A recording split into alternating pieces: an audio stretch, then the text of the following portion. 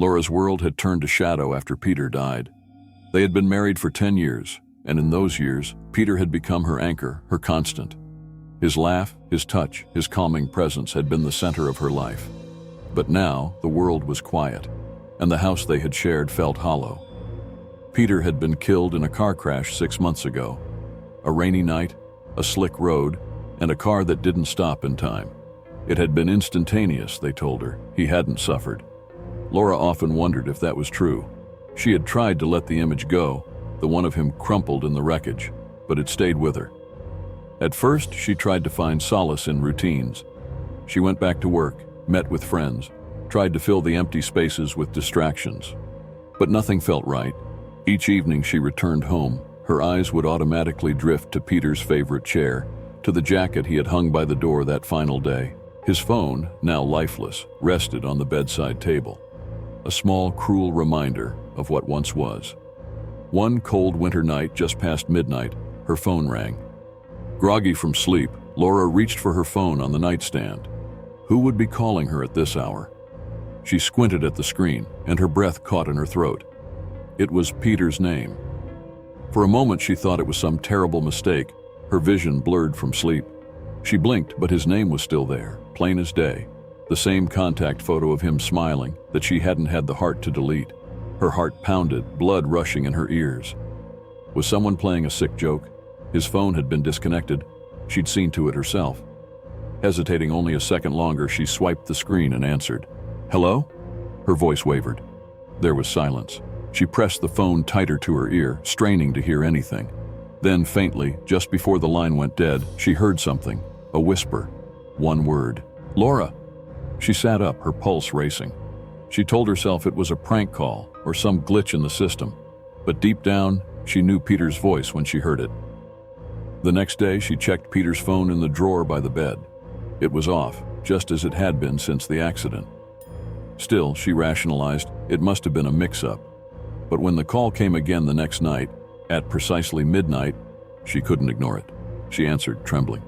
"Peter?" she whispered into the dark. "Laura," came the response, faint but unmistakable. The line crackled with static, the sound distorting his familiar voice. "It's cold." Her heart thudded in her chest. "Peter, how are you? How are you calling me?" But there was no reply. The phone went dead again. For the next week, the calls came every night at midnight. Each time, Peter's voice grew a little clearer, a little more present. He would say her name, then mention fragments of their life together. Things only Peter would know. "Do you remember our trip to the coast?" he asked one night. "It rained the whole time." "I remember," she whispered, tears streaming down her face. "Peter, where are you?" But the line would go dead before he could answer. Her grief morphed into something darker. Each day she spent in a fog, longing for midnight, waiting to hear his voice again. The sound of it brought her a bittersweet comfort, even though she knew something about it wasn't right. She began to dread the minutes leading up to the calls, but couldn't stop herself from answering, as if part of her believed it really was him, reaching out to her from wherever he was. One night, the call took a different turn. It was a particularly cold evening, the wind howling outside her window. She sat on the edge of the bed, clutching the phone in her hands, her eyes darting to the clock. Midnight. On cue, the phone rang. This time, she answered immediately. "Peter?" she asked, her voice trembling. There was a pause on the other end, a long silence that stretched into something more ominous. Then he spoke. His voice was softer, different somehow. "Why did you let me die?" Laura's heart skipped. "Peter, no, I didn't. I couldn't." "You should have saved me," he said, his voice filled with cold accusation. Tears pricked her eyes. She hadn't been there, hadn't known the crash was happening until it was too late. "I would have if I could," she sobbed. "Peter, I would have." There was a low growl on the other end of the line. Not Peter's voice, but something else, something darker. "Liar," it hissed. The line went dead. For the first time in months, Laura felt fear, deep, bone-chilling fear. She realized she had been speaking to something far more sinister than her late husband. She shivered, remembering stories she'd heard about spirits that pretended to be loved ones, luring the living into their grasp. She sought help. A local medium told her that whatever was calling her wasn't Peter. It was something else, something dangerous. But Laura didn't want to believe it. Part of her clung to the idea that Peter was trying to reach out, that he needed her. The following night, the call came again, but this time she didn't answer. It rang and rang, but she let it go to voicemail, her heart pounding in her chest. She couldn't bring herself to pick up the phone, but the ringing didn't stop. Midnight passed and the phone continued to ring. She threw it across the room, covering her ears, desperate for the noise to stop. When she looked up, the phone had fallen silent. The next day, her phone showed a new voicemail. With trembling fingers, she listened to it. At first, all she could hear was static, but then through the crackling came Peter's voice, clear and unmistakable. "I'm waiting, Laura. Come home." Her breath caught in her throat, but she was home. The message left her shaken, as though the entity had been watching her all along, waiting for her to break. That night, she packed a bag and left the house. She couldn't stay there anymore. She moved in with her sister, refusing to return to the place that had once been her home. But even in her sister's guest room, she couldn't escape the ringing. At midnight, her phone rang again. Laura stared at it, tears in her eyes, her mind fractured between grief and terror. She didn't answer this time, but the message he left was clear. "I'll find you. Wherever you go, I'll find you." The phone slipped from her hands, and Laura knew, deep down, that whatever was calling her wasn't done.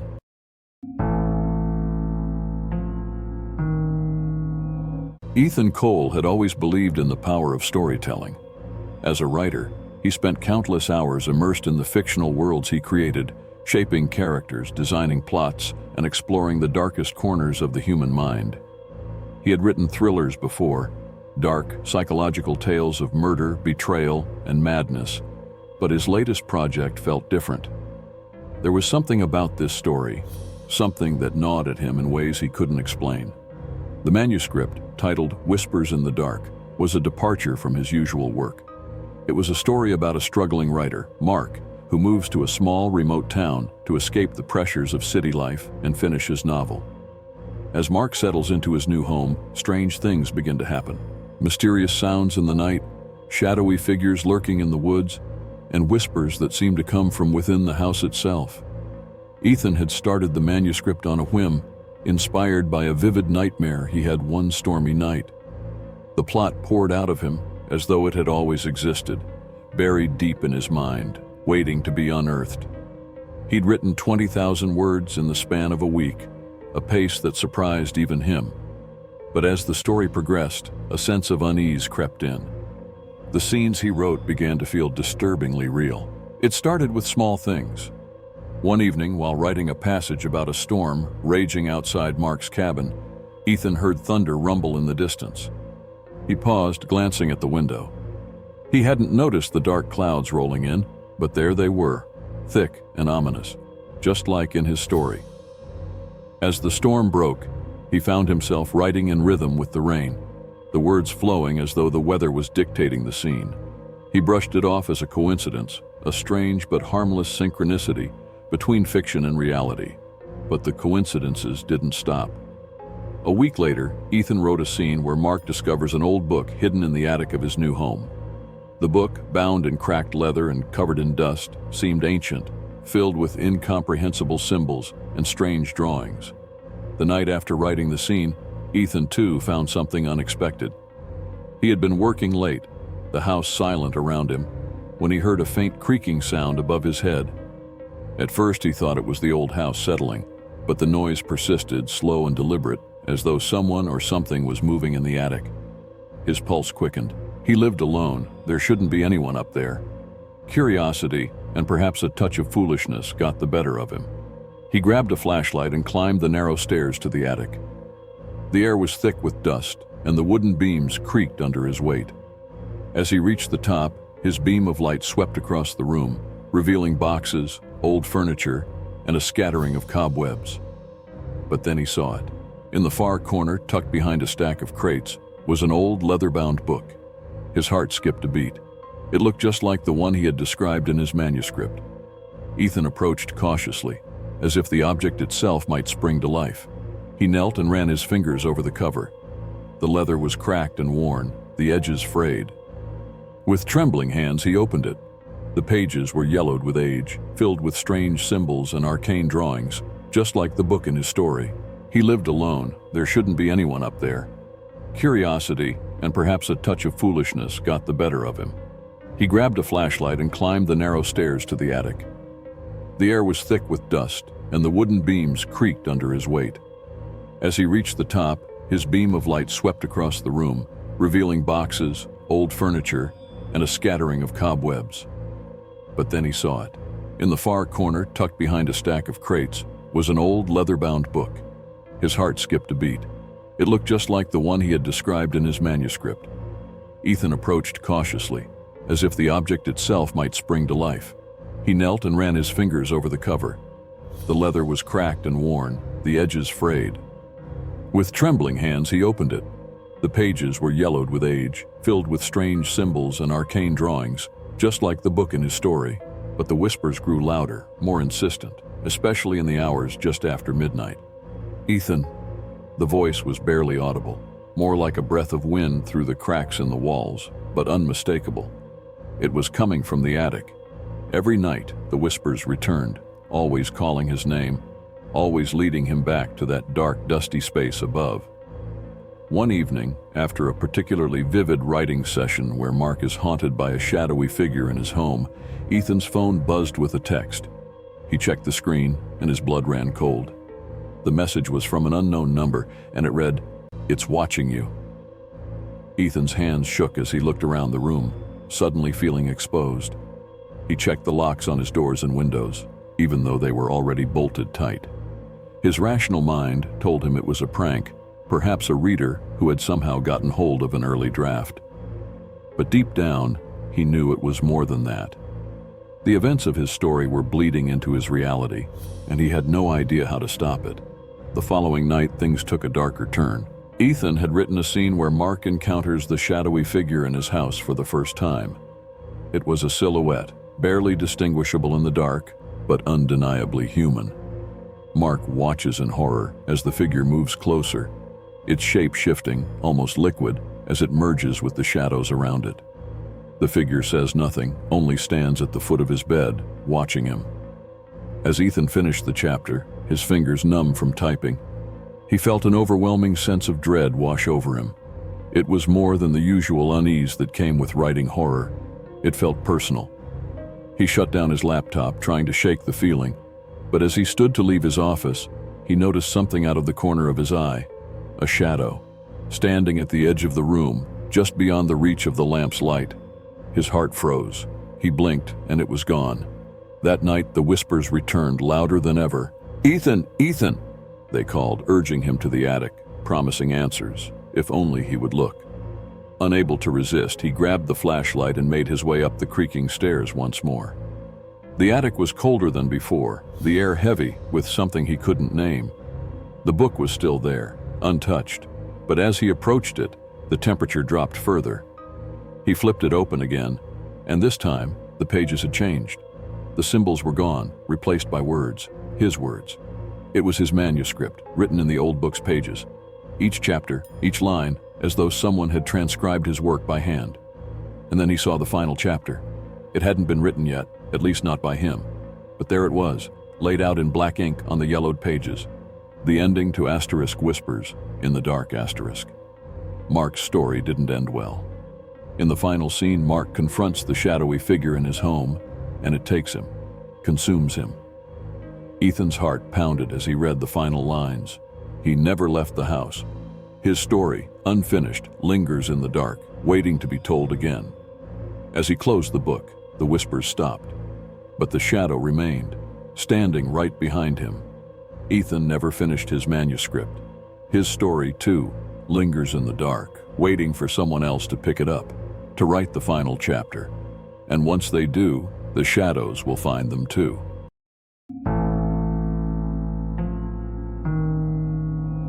It was supposed to be a simple road trip, a weekend getaway to escape the hustle and bustle of city life.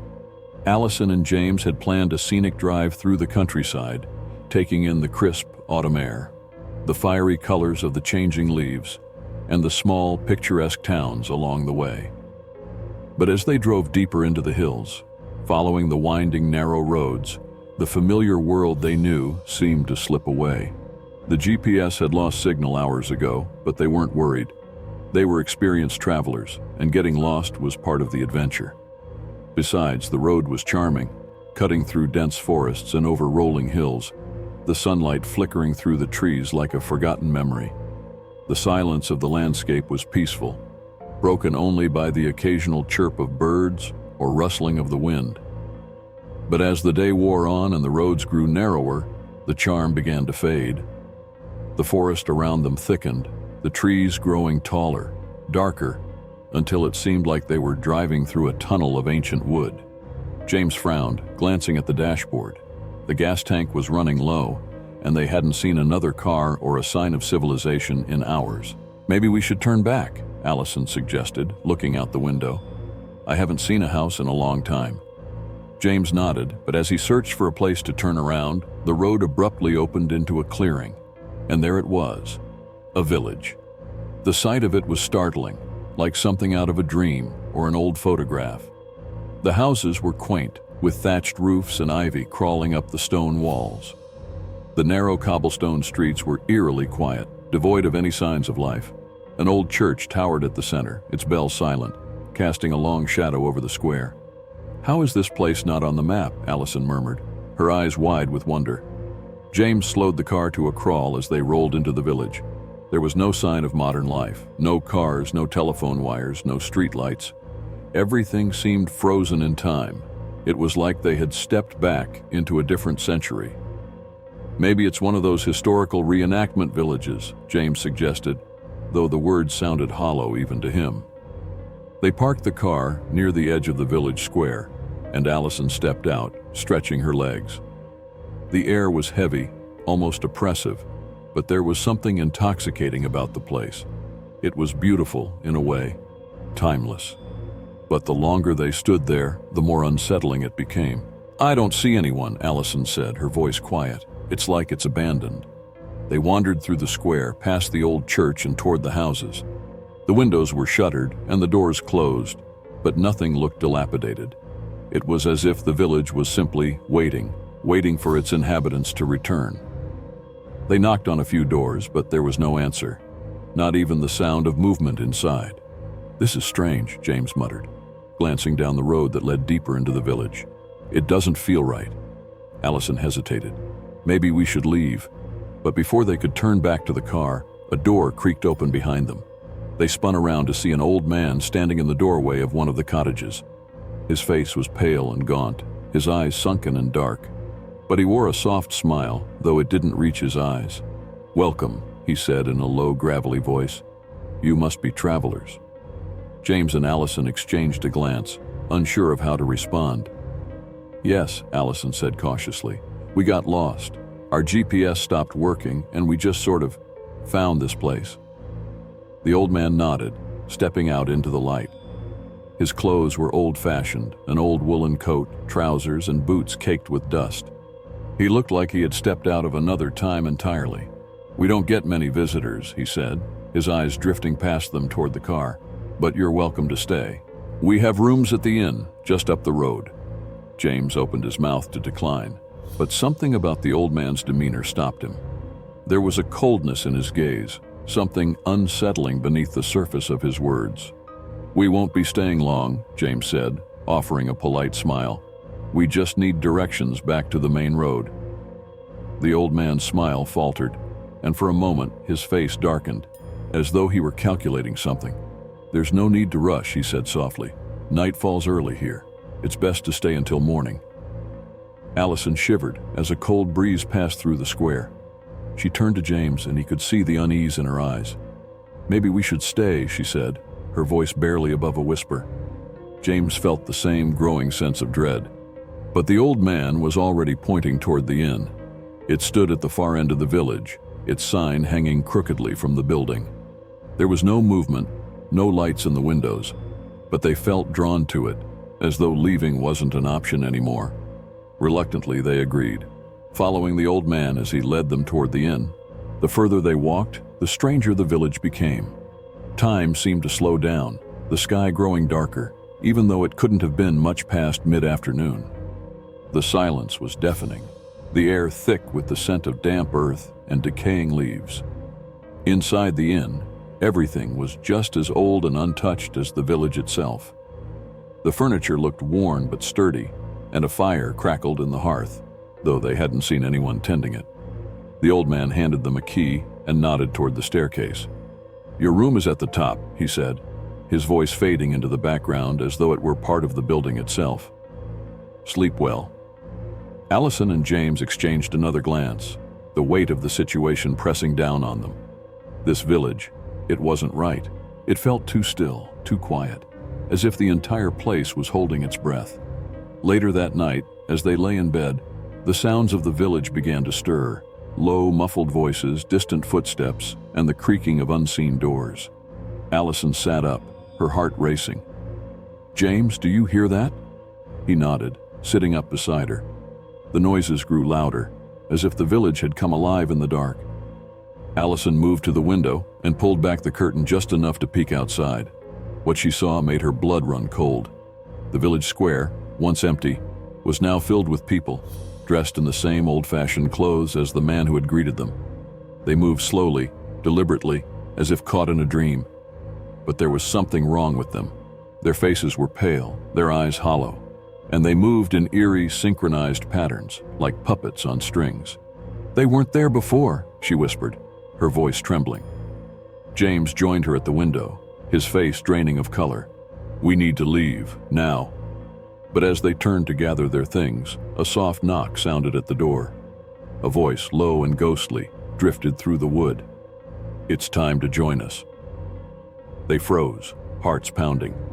The door creaked open, and the old man stood in the doorway, his eyes dark and hollow. "You can't leave," he whispered, his voice like the wind. "No one ever leaves." The village wasn't forgotten, it was trapped, and now so were they.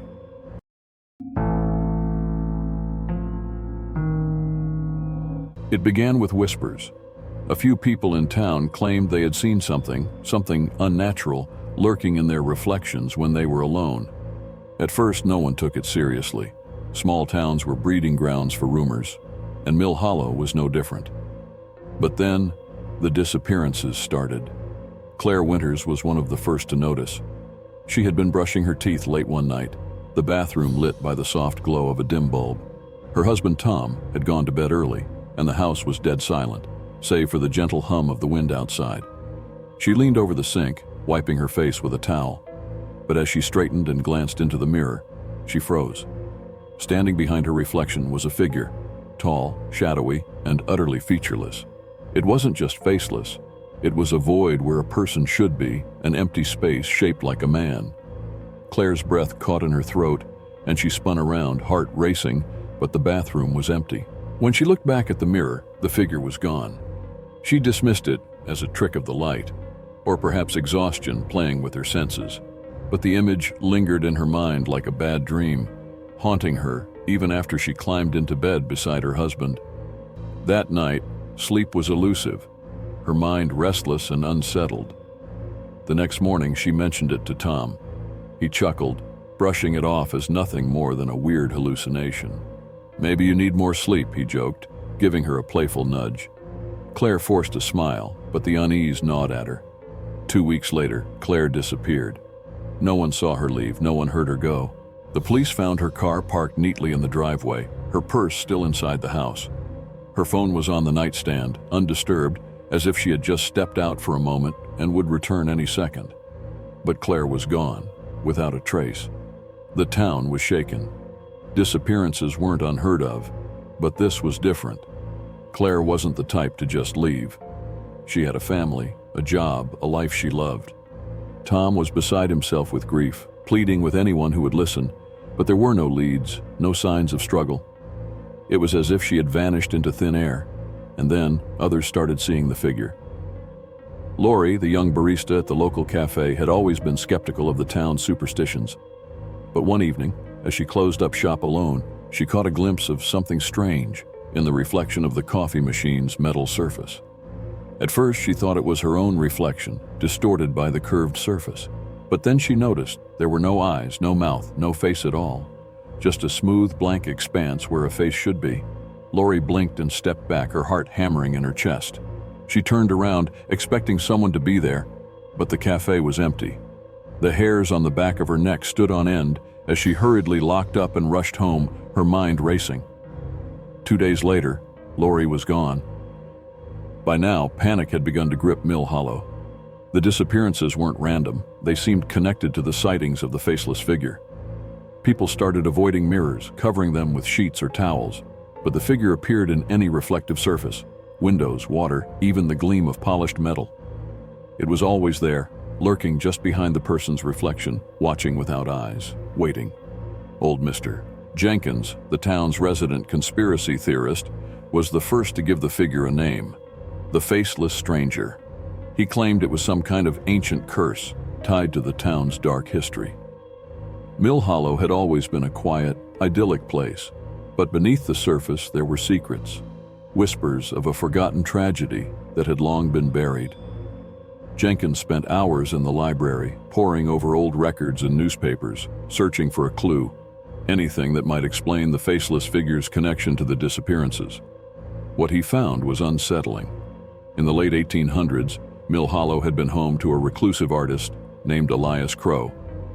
Crow was known for his disturbing, abstract portraits, figures with twisted limbs, missing features, and haunting empty faces. His art was never well received, and the townspeople grew increasingly wary of him. Eventually, a string of mysterious deaths were linked to his name, though nothing was ever proven. Crow vanished under mysterious circumstances, his body never found, and his home, which had once stood on the outskirts of town, was burned to the ground by angry villagers. It was said that Crow had cursed the town with his dying breath, swearing that his faceless creations would one day return to claim those who had wronged him. Jenkins became convinced that the Faceless Stranger was the manifestation of Crow's curse. He believed that the artist had found a way to bridge the gap between his twisted art and the real world, trapping the souls of those who saw the figure in a nightmarish limbo. But no one took Jenkins seriously. He was just the crazy old man with too much time on his hands.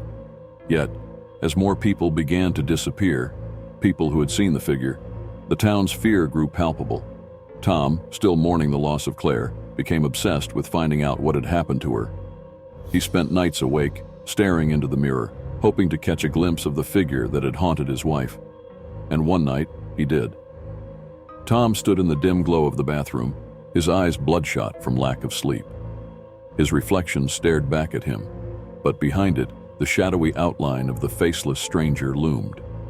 It was taller than he remembered Claire describing, its blank, featureless face somehow more terrifying up close.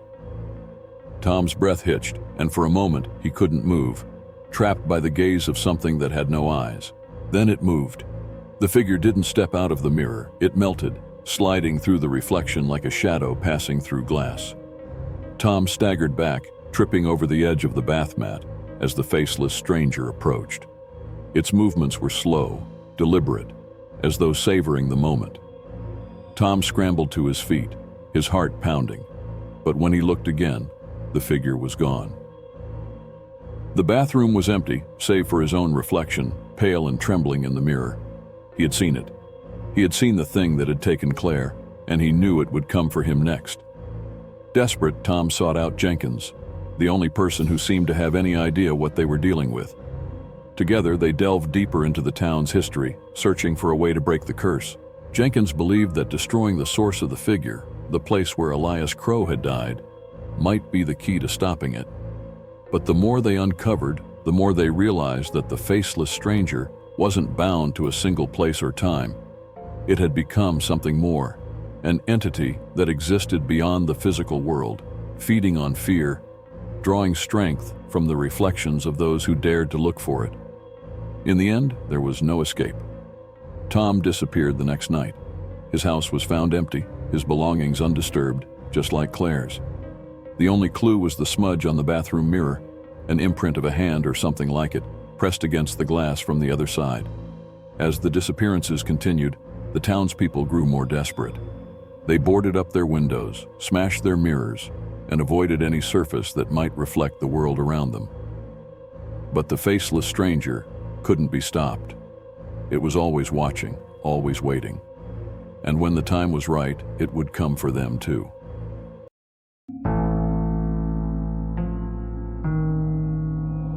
A group of 5 friends, Jake, Sarah, Kevin, Lisa, and Mike, set out one bright Saturday morning for a hiking trip in the dense woods of Eldridge National Park. They had been planning this adventure for weeks, eager to escape the monotony of city life and enjoy a weekend of camaraderie and exploration. The group was always looking for excitement, and the ancient legends surrounding the park only fueled their curiosity. As they trekked deeper into the woods, they stumbled upon a hidden cave, half covered in moss and tangled vines. Intrigued, they decided to investigate.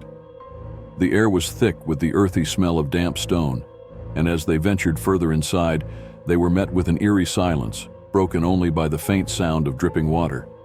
In the far corner of the cave, partially buried in dirt and rocks, they discovered a small, ornate box. Its surface was intricately carved with symbols they couldn't decipher, and the metal was tarnished and worn by time. Jake, the bravest of the group, was the first to reach for it. "Guys, check this out," he shouted, excitement bubbling in his voice. "Be careful," Sarah warned, but her caution fell on deaf ears. Jake pulled the box free, brushing off the dirt. As he opened it, a chill swept through the cave. Inside lay a small, intricately designed artifact, an amulet shaped like an ancient sun, its surface gleaming even in the dim light. "What is it?" Lisa asked, leaning closer. "I don't know, but it looks valuable," Jake replied, a greedy glint in his eyes. "We should take it back with us." As they stood there, the temperature in the cave seemed to drop. A feeling of unease washed over them, but the thrill of their find pushed the nagging discomfort aside. They took the amulet and decided to head back, laughing and joking, unaware of the dark forces they had just unleashed. That night, as they gathered around a campfire, the amulet lay between them. They took turns passing it around, admiring its beauty and the craftsmanship that went into making it. Yet as each friend touched it, they felt an inexplicable weight, an unsettling sensation that seemed to linger on their skin. "Maybe we should put it away," Mike suggested, his voice filled with uncertainty. "It feels weird." "Come on, don't be such a baby," Jake said, rolling his eyes. "It's just an old piece of junk." The group shrugged off Mike's concerns, but as they settled in for the night, something felt off. The shadows seemed to stretch longer, and the woods around them came alive with rustling sounds and distant howls. That night, they each experienced vivid, terrifying nightmares. Jake dreamed of being chased through the woods by shadowy figures, his legs heavy and slow, while Sarah found herself drowning in a dark, icy sea, unable to breathe. Kevin woke up in a cold sweat, convinced he could hear whispers echoing around him, though no one else seemed to notice. Lisa and Mike shared a dream of being trapped in a collapsing cave, the darkness closing in on them. When morning came, they felt exhausted, drained by the night's horrors. They decided to pack up and head back home, but as they gathered their things, they discovered the amulet was missing. "Where is it?" Lisa exclaimed, searching the ground frantically. "I thought you had it," Jake replied, a sense of dread creeping into his voice. They scoured the area, retracing their steps, but the artifact was nowhere to be found. Just as panic began to settle in, they noticed a shadow moving in the trees nearby. A figure emerged, a gaunt man, eyes hollow, dressed in tattered clothes, his skin pale and ashen.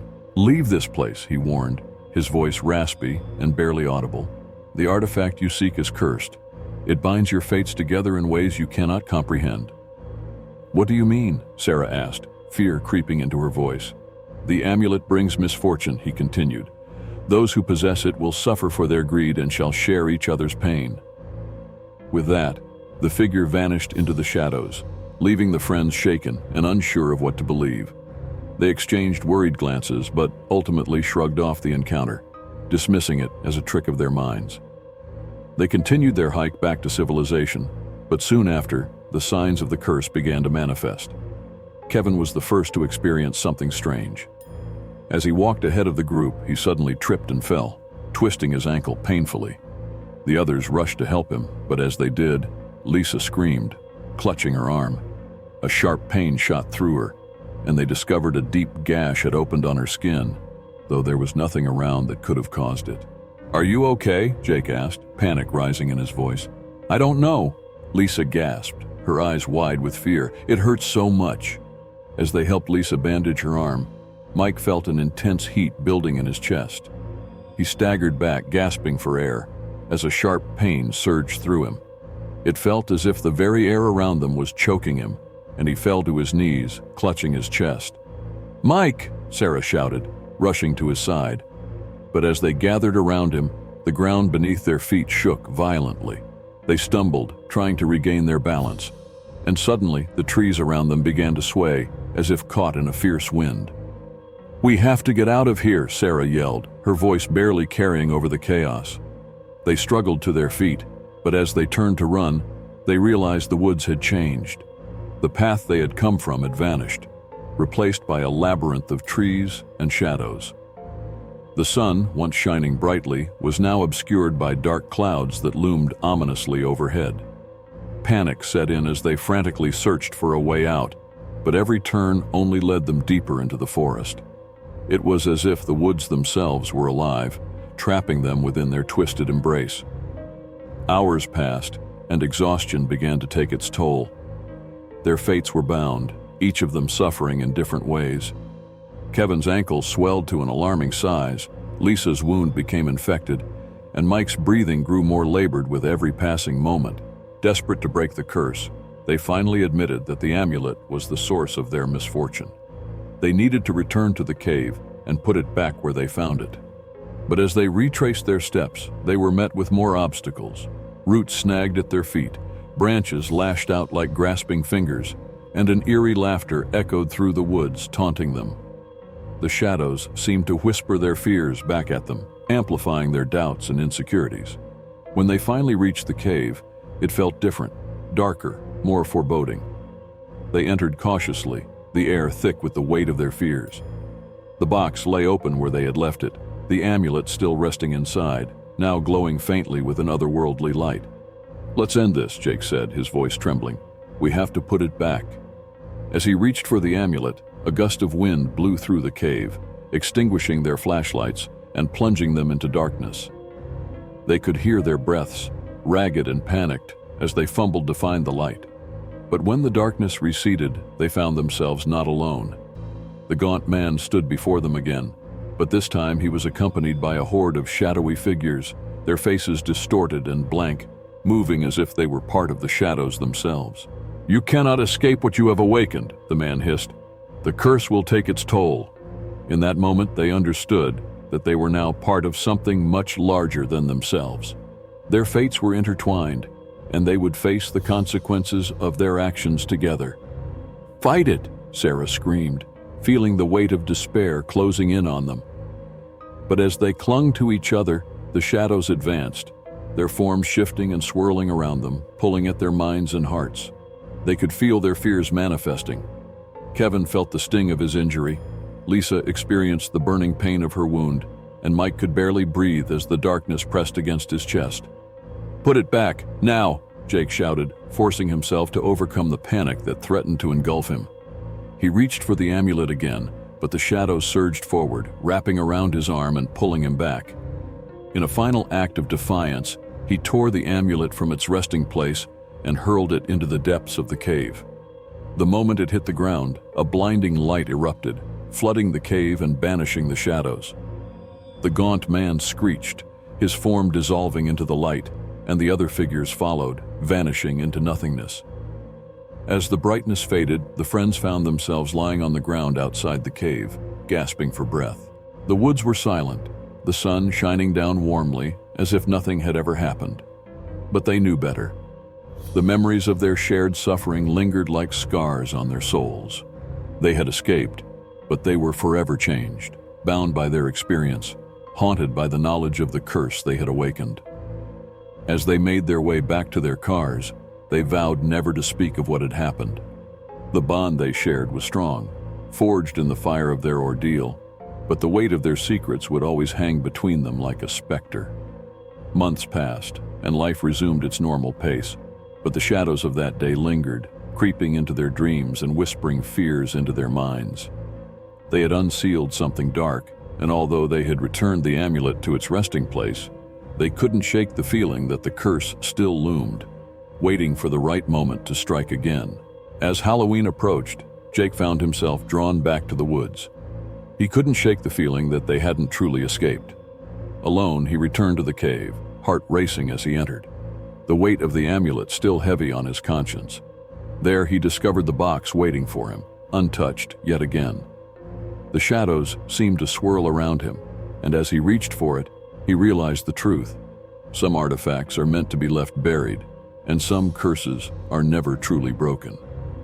As he stepped back into the light, he knew he had to warn his friends, but deep down, he wondered if they would ever be free from the curse of the artifact, or if it would forever bind their fates together in darkness.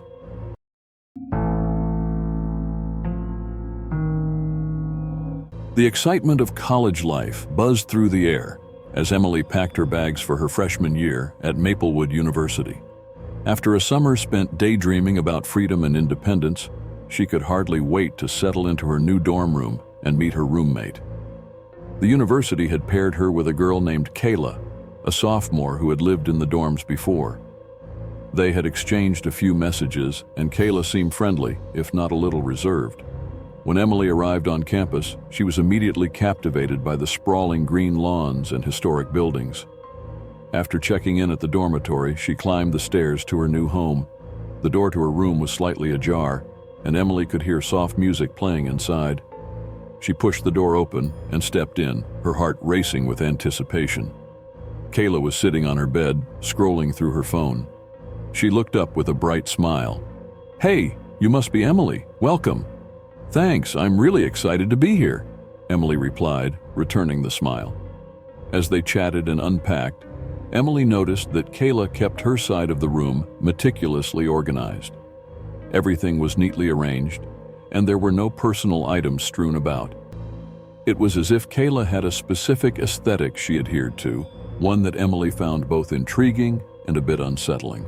"Do you mind if I play some music while I unpack?" Emily asked. "Sure, go ahead," Kayla said, her voice calm and measured. Emily chose a playlist of upbeat pop songs, but Kayla didn't seem to react. Instead, she continued scrolling through her phone, her expression neutral. After a while, Emily turned off the music, sensing an odd tension in the room. As the weeks passed, Emily tried to get to know Kayla better. While she was friendly enough, there was an underlying chill to her demeanor. Kayla rarely engaged in small talk and often preferred to stay quiet, absorbed in her studies or her phone. Emily often found herself feeling lonely in the dorm, especially when Kayla would spend entire evenings locked away in their room, scrolling through social media or listening to music at low volumes. One night, as Emily lay in bed, she heard Kayla whispering softly. Curious, she turned over and strained to listen. The words were indistinct, but the tone was unsettling. It sounded almost like a chant. "Kayla?" Emily called out, her voice hesitant. There was no response. Emily felt a prickle of fear, but she pushed it aside, convincing herself that Kayla was probably just talking to a friend. However, as the days turned into weeks, the odd occurrences escalated. One evening, Emily returned from a study session to find the room dark. The only light came from the glow of Kayla's phone, illuminating her face in a pale hue. She was sitting on her bed, eyes closed as if in deep concentration. "Hey, I'm back," Emily said, trying to sound cheerful. Kayla opened her eyes slowly, and for a moment they seemed to glint with something otherworldly. "Did you bring anything to eat?" she asked, her voice eerily calm. "Just some snacks from the cafeteria," Emily replied, unsure why the question sent a chill down her spine. Kayla stood up abruptly and walked toward Emily. "You shouldn't eat too much junk. It can cloud your mind," she said, an unsettling smile spreading across her lips. Emily chuckled nervously, but Kayla's demeanor was beginning to worry her. Over the next few days, she noticed more peculiar behaviors. Kayla would sometimes leave the room in the middle of the night, returning hours later, her clothes slightly disheveled. When Emily asked where she had been, Kayla simply shrugged and changed the subject. One night, Emily woke up to a strange noise. It was the sound of Kayla's voice, soft and melodic, echoing in the darkness. Emily turned on her bedside lamp and saw Kayla sitting up in bed, her eyes wide and unblinking, whispering to something that wasn't there.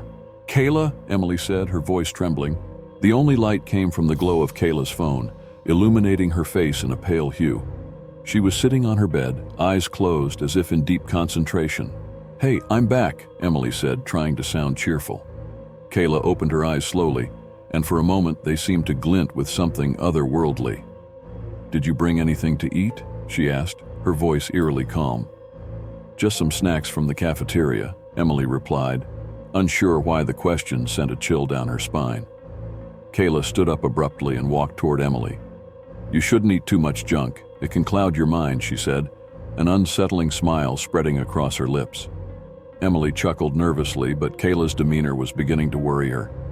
Over the next few days, she noticed more peculiar behaviors.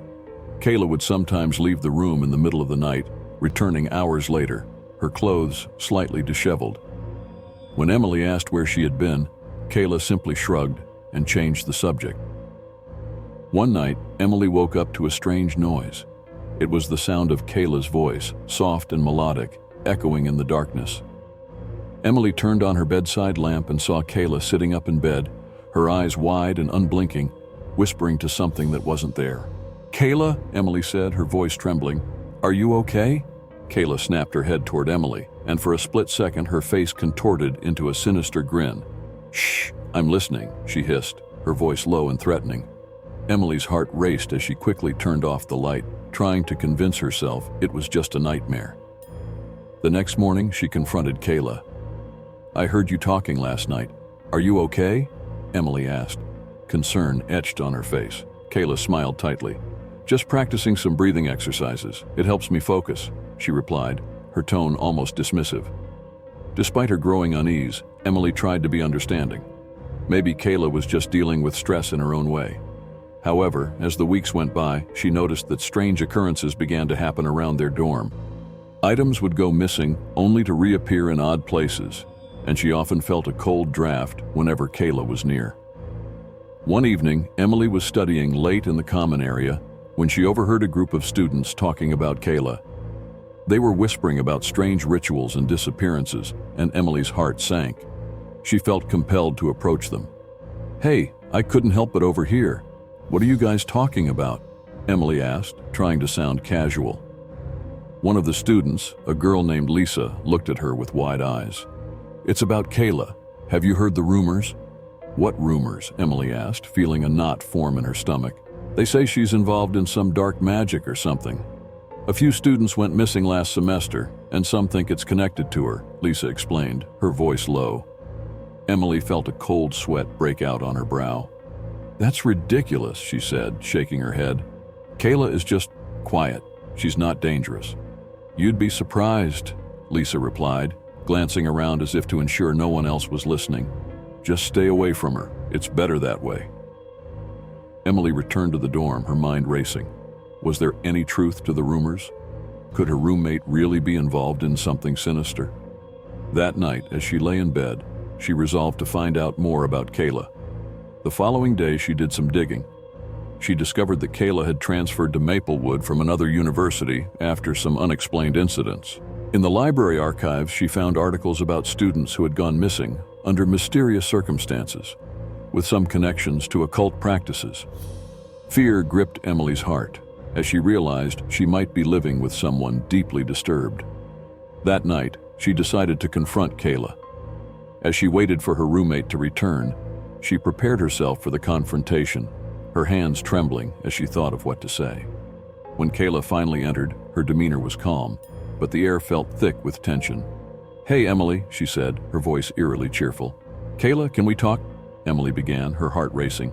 "I've heard some things about you, about students who've gone missing." Kayla's expression darkened. "What did you hear?" she asked, her tone suddenly sharp. Emily took a step back, feeling the weight of Kayla's gaze. "I just want to know the truth. Are you involved in something dangerous?" Kayla's lips curled into a smile, but it didn't reach her eyes. "You shouldn't ask questions you don't want answers to." Emily felt a chill run down her spine. "I'm serious. You need to tell me the truth." In a flash, Kayla's demeanor shifted. Her smile vanished, replaced by an expression of fury. "You think you can just walk away? You don't know what you're messing with." Before Emily could react, Kayla lunged at her, pinning her against the wall. "You shouldn't have pried into my life." Terror surged through Emily as she struggled to free herself. In a panic, she managed to break away and ran for the door, but Kayla was quick, grabbing her arm and pulling her back with surprising strength. "Stop! You don't understand!" Kayla shouted, her eyes wide with madness. "You could have been part of something greater, but now you'll pay the price for your curiosity." Desperate to escape, Emily wrestled free and dashed into the hallway. She ran down the stairs, heart pounding, and burst out into the cool night air. She sprinted toward the campus security office, hoping to find safety. As she reached the building, she turned to look back, breathless. The campus was quiet, but she could feel the weight of Kayla's gaze watching her from the shadows. Inside the security office, she told the officer everything. They took her seriously and agreed to escort her back to the dorm. As they approached their room, Emily felt her heart race. The door was slightly ajar, and an unsettling silence hung in the air. "Stay close to me," the officer said, leading her inside. But when they entered, Kayla was nowhere to be found. The room was dark, the curtains drawn tightly shut. Suddenly, the lights flickered and went out. Emily gasped as a cold wind swept through the room, extinguishing the officer's flashlight. "Stay back," the officer shouted, drawing his weapon. In the darkness, they heard whispers, unintelligible but filled with malice. The air felt thick with a presence, something dark and ancient. Emily could feel her heart pounding in her chest, every instinct screaming for her to flee. Then, out of the shadows, Kayla appeared, her face pale and twisted, a malevolent grin spreading across her lips. "You thought you could escape?" she hissed, her voice echoing unnaturally. "You've sealed your fate." The officer stepped forward, but Kayla raised her hand, and a dark energy crackled around her. He staggered back, his face pale with fear. "What are you?" he gasped. With a wave of her hand, Kayla summoned a gust of wind that sent the officer crashing against the wall. Emily screamed as chaos erupted in the room. "Run!" the officer shouted, scrambling to regain his footing. Emily didn't need to be told twice. She dashed out of the room and down the hall, her heart pounding in her ears. She raced outside into the cool night air, her breath coming in gasps. The campus was eerily quiet, and the moonlight cast long shadows across the ground. She couldn't stop to think. She just had to get away. She ran toward the parking lot, glancing back to see if Kayla was following. But when she looked, there was only darkness behind her. The campus felt abandoned, as if all the life had been drained from it. As she reached her car, she fumbled for her keys, her hands shaking. She finally found them and jumped into the driver's seat, slamming the door shut. Just as she turned the key in the ignition, she heard a soft tap on the window. Heart racing, she looked over to see Kayla standing there, her expression serene, as if nothing had happened. "Emily," Kayla said softly, her voice almost sweet, "you don't need to run. I just want to show you something." Emily's heart raced, terror gripping her. "Get away from me," she shouted, putting the car in reverse. Kayla's smile widened. "You can't escape me. I'm always with you, even when you think you're alone." With a surge of adrenaline, Emily hit the gas and sped away from the campus. She glanced in the rearview mirror, half expecting to see Kayla chasing after her. But the road was empty, the shadows swallowing everything behind her. As she drove into the night, she couldn't shake the feeling that Kayla was still there, lurking in the corners of her mind. The darkness felt alive, whispering promises of dread, as she realized that escaping was only the beginning. The true horror awaited her, entwined with her fate, as her life would never be the same again. Weeks later, after transferring to another university and trying to leave everything behind, Emily would wake up in the middle of the night to soft whispers echoing in her mind. She could never shake the feeling that Kayla was still watching, waiting for the perfect moment to return and reveal the truth of their twisted connection.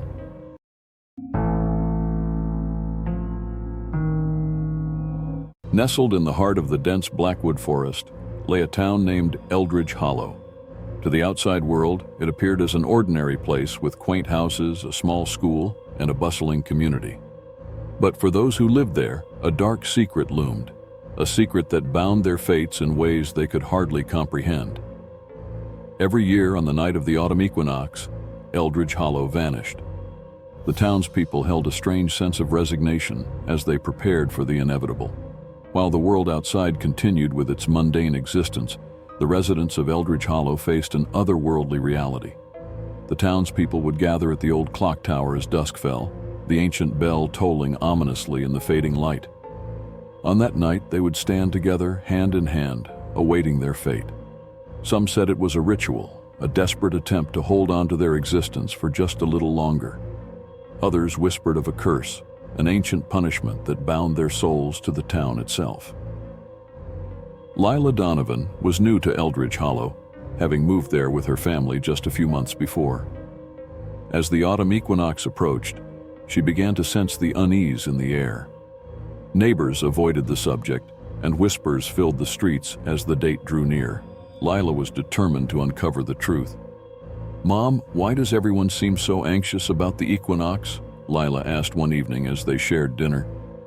Her mother hesitated, glancing at her father, who sat quietly, his face shadowed.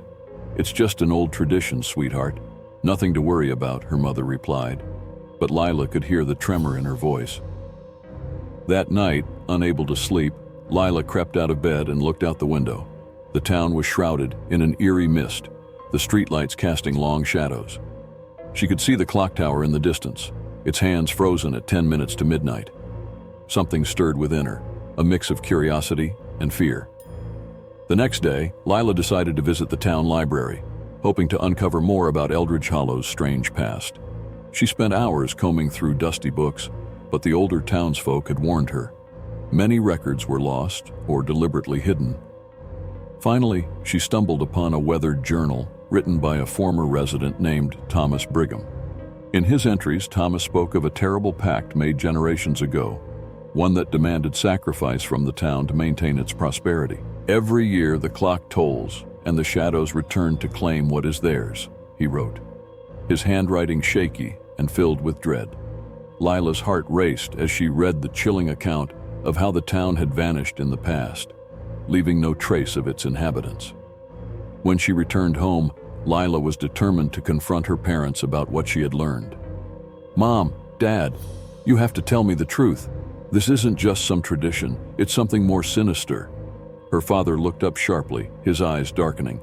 "Lila, you don't understand. We've lived with this for generations. We can't fight it. We have to accept our fate." "But why? What do we have to sacrifice?" Lila pressed, frustration boiling within her. "Nothing," her mother exclaimed, tears brimming in her eyes. "Nothing but ourselves. We have to be together when it happens, or we'll lose everything." As night fell, the townspeople began to gather at the clock tower, a heavy atmosphere enveloping them. Lila felt a pull to join them, an unshakable sense of urgency. "I can't just stand by and let this happen," she thought, determination coursing through her. When she arrived at the clock tower, the townspeople were already holding hands, their faces somber. The air crackled with tension as the clock struck 9. Lila stood at the edge of the circle, watching in horror as the hands moved closer to midnight. Suddenly, a low rumble echoed through the ground. The sky darkened, and an unnatural wind howled, shaking the trees around them. The townspeople remained eerily calm, their eyes locked on the tower. Lila's heart raced as she felt the ground tremble beneath her feet. "Why aren't you doing anything?" she cried out, her voice rising above the chaos. "We can't let this happen. We have to fight." A few townspeople glanced her way, their expressions filled with sorrow. "You don't understand," one of them said, his voice barely audible. "We have no choice." As the clock struck 10, the air turned frigid. Shadows stretched and warped around them, swirling like smoke. Lila felt a force pulling at her, threatening to drag her into the darkness. She gritted her teeth, fighting against it. "No!" she shouted, breaking free from the circle. She turned to run, but the shadows surged forward, enveloping her. She could hear the townspeople chanting softly, their voices echoing in her mind. "Lila, return!" her mother called, desperation lacing her words. "You must stay with us." But Lila wouldn't give in. With all her strength, she pushed against the darkness, searching for a way to escape. She felt a surge of energy within her, a flicker of hope igniting in her heart. "I won't let you take me," she screamed, her voice piercing the air. The shadows hesitated, and in that moment Lila dashed toward the edge of the town, where the trees thinned and the dark forest loomed. Behind her, the townspeople began to break apart, their hands slipping away as they struggled against the pull of the shadows. Lila burst into the woods, heart racing, branches clawing at her arms as she sprinted deeper into the darkness. The sounds of the town faded behind her, replaced by the rustle of leaves and the distant echoes of the clock tower.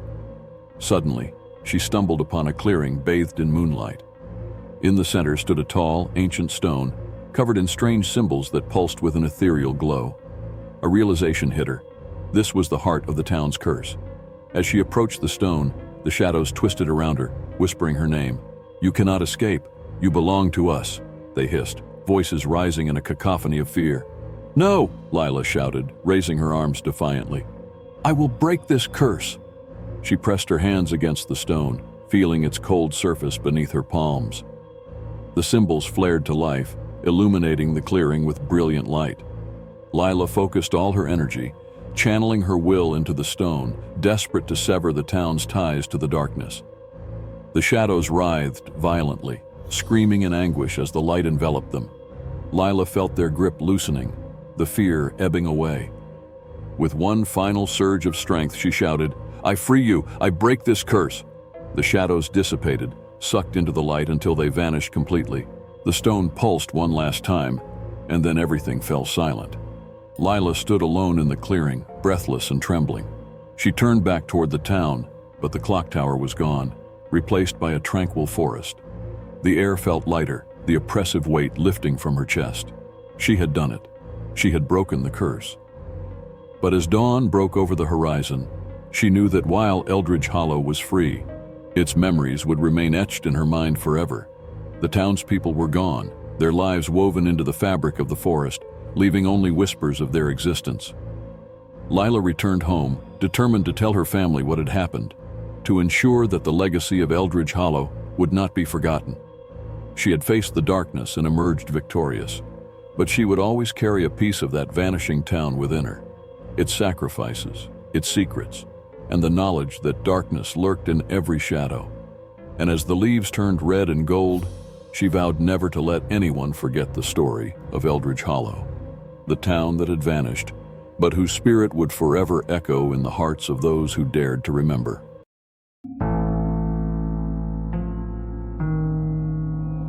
Evan Mallory had always found solace in the hum of his rideshare app. It was a steady job, allowing him to pay the bills while pursuing his dream of becoming a writer. But lately, his nights had taken a bizarre turn. The strange incidents began with an unusual request for a ride that would change his life forever. It was a chilly October evening when Evan received a ping from a secluded part of town, away from the main streets. He hesitated for a moment but accepted the ride, intrigued. As he drove deeper into the dimly lit neighborhoods, an uneasy feeling settled in his stomach. The winding roads felt suffocating, and the shadows around him seemed to stretch and twist. When he finally arrived at the pickup location, a figure emerged from the darkness. A woman with long dark hair and an expression of melancholy climbed into the back seat, her white dress billowing slightly in the wind. "Where to?" Evan asked, trying to shake off the unease that prickled at his skin. "Just drive," she replied softly, her voice carrying a hint of sadness. Evan glanced at his rearview mirror, but as he looked, he noticed something unsettling. The woman's reflection was slightly translucent, flickering like a faulty light bulb. He brushed it off as a trick of the light, trying to focus on the road ahead. As they drove, Evan felt compelled to strike up a conversation. "What's your name?" he asked, attempting to lighten the atmosphere. "Sarah," she whispered, and a shiver ran down his spine. "Nice to meet you, Sarah. What brings you out here?" he probed, trying to keep the mood casual. She hesitated for a moment, her gaze fixed out the window. I'm going home." Her voice trailed off, and Evan sensed an underlying sorrow in her words. "What happened?" he asked, his curiosity piqued. "You seem a little lost." At this, Sarah turned her gaze towards him, her eyes reflecting a profound sadness.